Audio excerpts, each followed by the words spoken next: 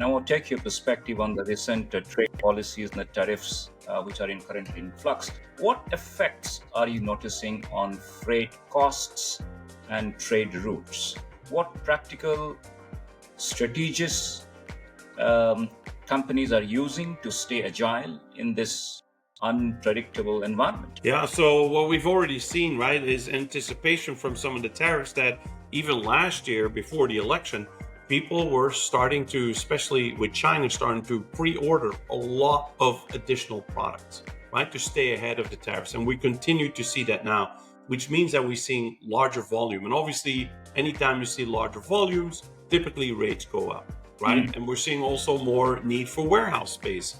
Because if you buy more of that inventory, it's going to sit there and it's going to sit there longer. So now you're going to have that inventory. It puts a lot of impact on your overall logistics cost. It's like I believe it was in 2022, where we saw this huge spike in US business logistics cost. And half of that huge increase was due to inventory holding costs because, again, people were sitting on all the inventory because they had bought so much with the anticipation of what was happening during COVID. And then all of a sudden, we started seeing demand slow down when we started seeing the war with Russia and Ukraine happening.